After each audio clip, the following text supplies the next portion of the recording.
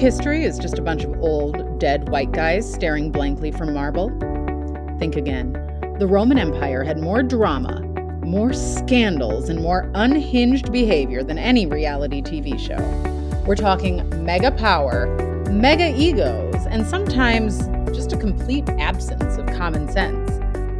Let's dive into the messy lives of the emperors who proved that absolute power corrupts, almost spectacularly.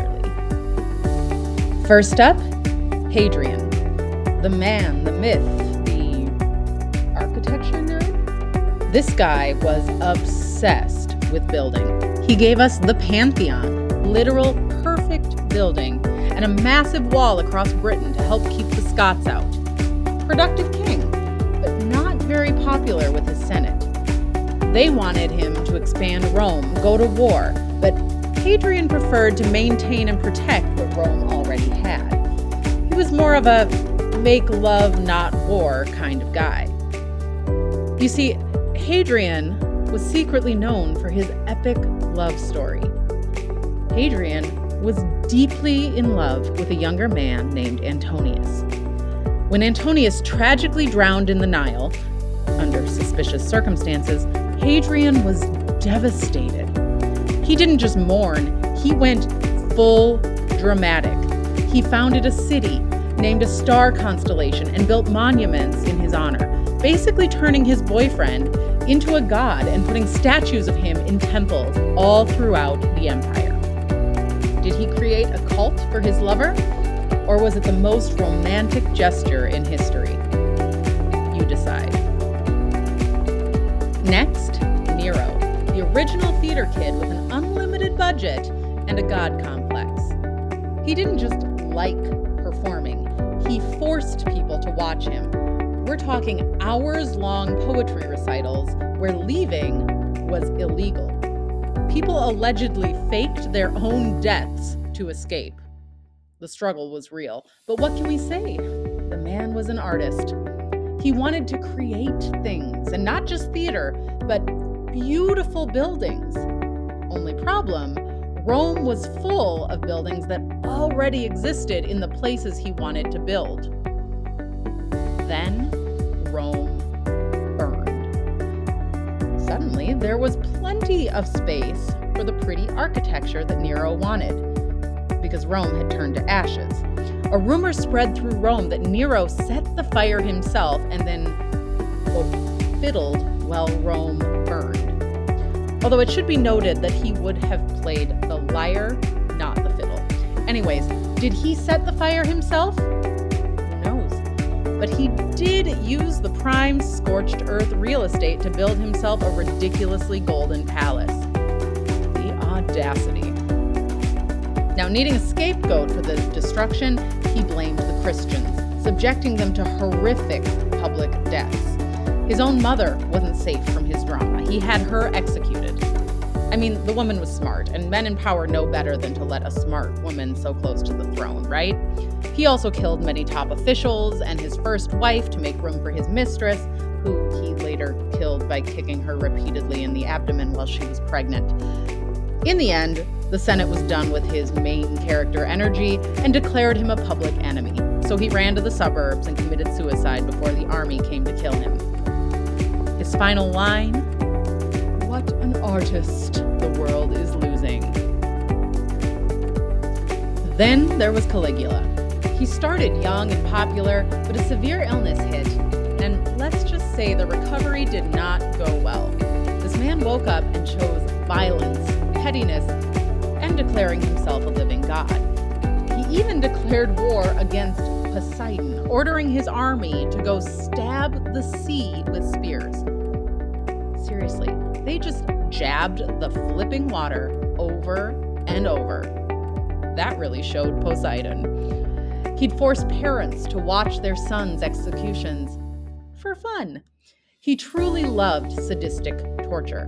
One time, he was bored at a gladiator game and threw a whole section of the audience into the Colosseum to be eaten by lions for entertainment. And his horse? He gave the horse a marble statue, an ivory manger, and planned to make it consul. That's the highest job in Rome, save for the emperor. Was he insane?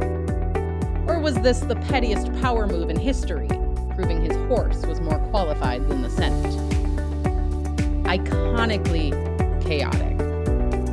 Anecdotally, he was also accused of engaging in non-consensual relationships with all three of his sisters. Gross. Unshockingly, his own guards finally stabbed him to death in a hallway. A fitting end for a reign defined by backstabbing, both literally and figuratively. Sometimes the craziest emperors come as a surprise. Meet Commodus, son of one of Rome's most respected emperors, Marcus Aurelius. Let's say the apple fell really far from the tree. Commodus was obsessed with gladiator fights, so much so that he renamed Rome after himself and started fighting as a gladiator in the arena. It should be noted that most gladiators were enslaved, so to have an emperor lower himself to fight as a gladiator was beyond demeaning to the Senate. Of course, his fights were rigged. His opponents had blunted swords. The man was out there fighting drugged lions and calling it a victory. He even billed the government for his performances. Eventually, he believed that he was the reincarnation of the god Hercules. The paranoia set in, he executed his wife and senators, and his reign ended when his wrestling partner strangled him in the bath. Now, this was only after a failed poisoning attempt. Maybe he really was Hercules. But what happened next got even crazier. Then came the year of the 5 emperors. With Commodus being nuts, 5 different men led a war against each other, each claiming power over the throne. Finally, a victor with some staying power emerged. Septimus Severus, Rome's first African emperor.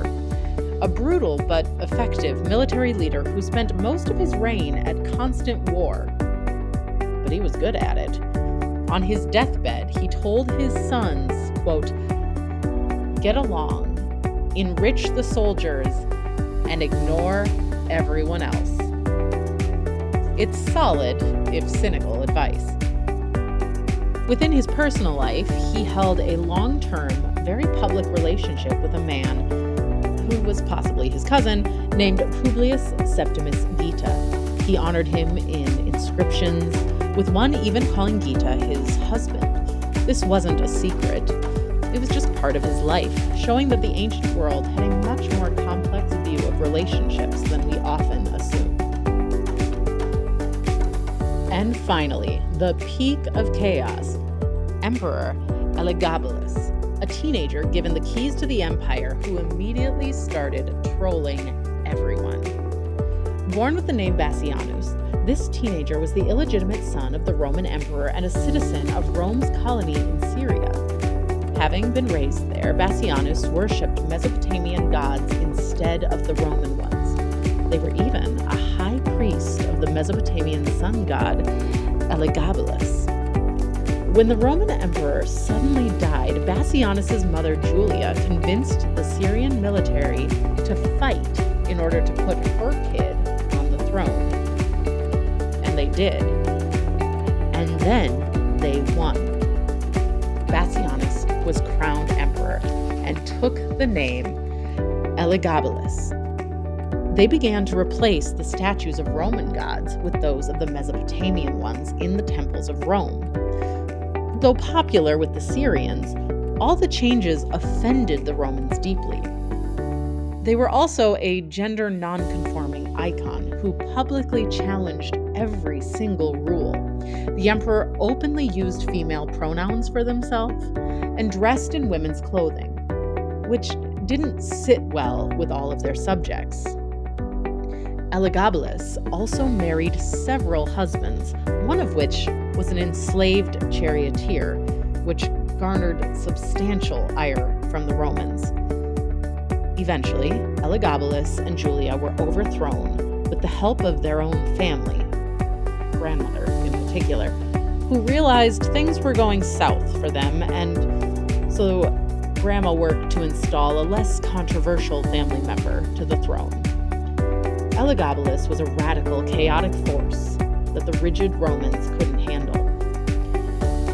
Both Elagabalus and their mother were both assassinated and dragged through the streets, with their bodies ultimately being dumped in the Tigris River. Julia was declared a public enemy of the Roman Empire, though Elagabalus never was. It was a brutal end for a kid who refused to play by anyone's rules but their own. So the next time you think of Roman emperors, don't just see the marble statues. See the drama, the love, the art, the pettiness, the identity, the sheer, unadulterated chaos. They were more than just old, dead white guys. They were a hot mess, just like history itself. So, which emperor had the wildest plotline? The messiest reign? Spill your thoughts in the comments, and if you want more historical tea, you know what to do.